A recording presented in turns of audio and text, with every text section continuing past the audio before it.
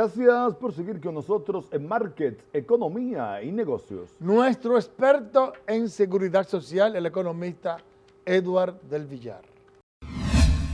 Buenas noches, amable público televidente, y bienvenidos una vez más a su sesión de Economía y Seguridad Social.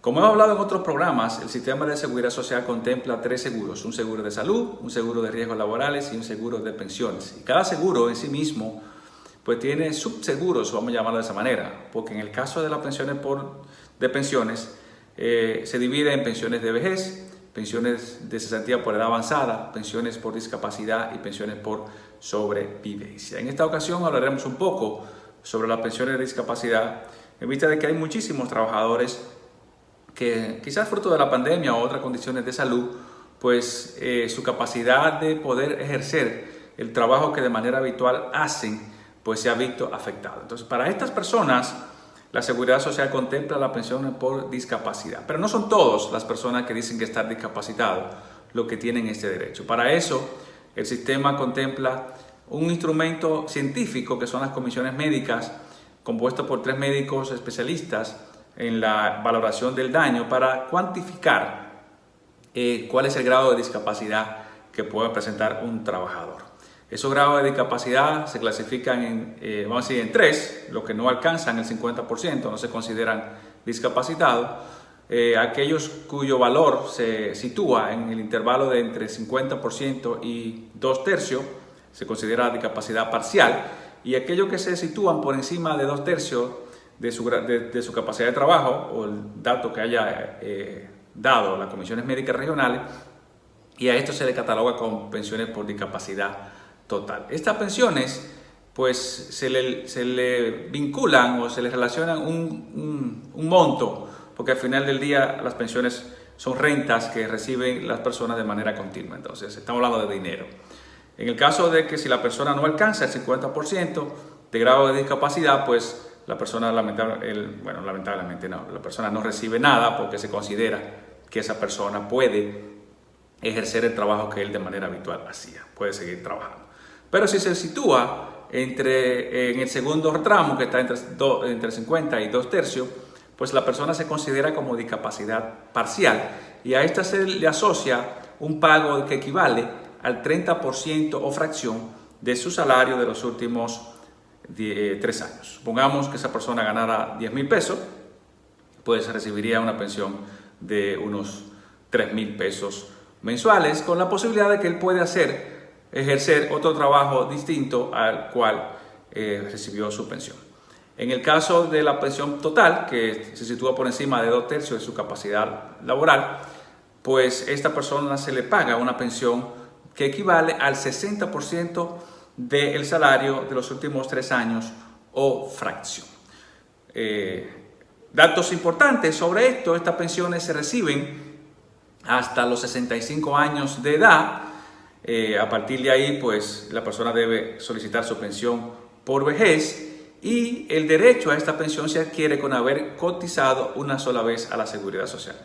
Bueno, una sola vez, no, tiene que haber cotizado el mes pasado, y con eso la persona pues adquiere el derecho a esa pensión. Esta pensión prescribe a los 7 años, es decir, si la persona se discapacitó hoy y no realiza la solicitud de la pensión en ese lapso de tiempo, pues la persona pues lamentablemente pierde el pago de la pensión por discapacidad. Estas pensiones se solicitan a través de las AFPs en el caso de los afiliados al sistema de cuentas individuales, y con la ley 397-19, que pasó esa responsabilidad al Ministerio de Hacienda para el caso de los trabajadores afiliados al régimen de reparto, pues se solicitan y son pagadas a través de Hacienda. Este es un beneficio que está vigente y que es bueno que las personas lo sepan y que puedan hacer uso de él en el caso de que entienda de que reúne las condiciones para beneficiarse de esta pensión. Muchas gracias por su sintonía, y saben que pueden encontrarme en las redes sociales a través de edelvillar@dbl.com. Muchas gracias por su atención y nos vemos en la próxima.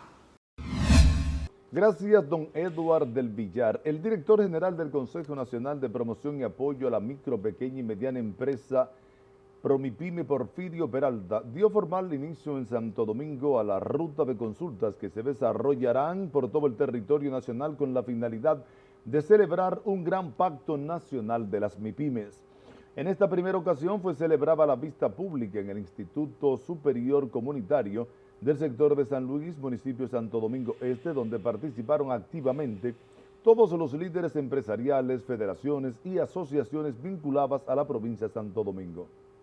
Durante este proceso recogeremos las inquietudes de cuál es la aspiración que tienen los líderes de estos sectores, especialmente la microempresa que quisiera formalizarse, pero el temor a las responsabilidades que tiene que asumir, a veces prefieren seguir de manera informal, como también la necesidad de un fondo de garantía para los préstamos y la dificultad de comercializar sus productos y venderle al Estado. Primera vez que nos toman en cuenta para ser parte de los comités consultivos de la provincia. Muchísimas gracias. Y conseguir con el gobierno que, como se ha dado al sector agrícola un dinero, se ha aportado un dinero a cero tasa, que también a los pequeños comerciantes se nos dé en este año y posiblemente en el 22, si es posible y la economía del Estado lo permite, a cero tasa también. En el acto fueron escuchadas las diferentes asociaciones de la zona con el fin de debatir ideas y asumir sus propuestas que generen oportunidades y soluciones al desarrollo de las MIPYMES. El presidente del Consorcio de Productores Agropecuarios Sostenibles del Valle de San Juan de la Maguana destacó que gracias al respaldo recibido del Ministerio de Agricultura, este año lograron una producción colosal de habichuelas y cebollas. Antonio Fermín explicó que por ese respaldo, los productores lograron una cosecha sin precedentes que les permite una importante rentabilidad. Por la calidad de la habichuela que cosechamos, nuestras habichuelas pudimos venderlas a un precio superior que el que había fijado el Ministerio de Agricultura. Los productores en ese sentido están contentos por primera vez porque ganaron dinero en esta cosecha.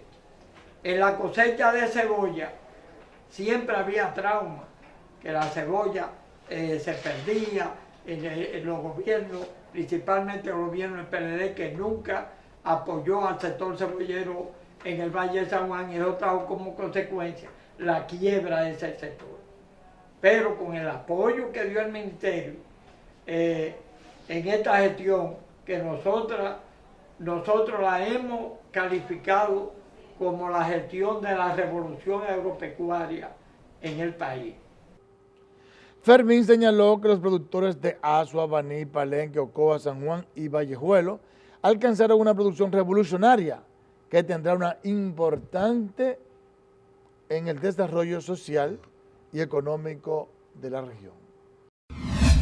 El economista jefe del Banco Interamericano de Desarrollo, Eric Parrado, presentó un informe en el que este organismo advierte que América Latina necesita urgentemente reformas fiscales para facilitar una recuperación sostenible tras la crisis provocada por la pandemia que dejará a la región más pobre, más endeudada y con nuevas estructuras productivas.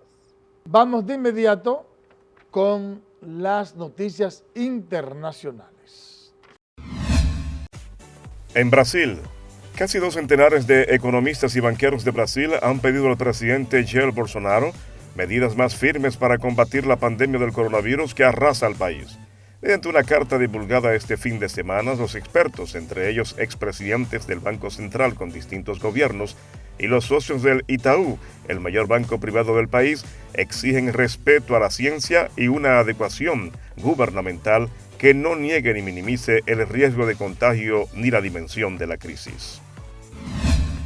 En España, una nueva oleada de fortunas latinoamericanas desembarcará a lo largo del año en el exclusivo distrito de Salamanca de Madrid para comprar viviendas que no bajan de 1 millón de euros y que pueden alcanzar los 7.5 millones.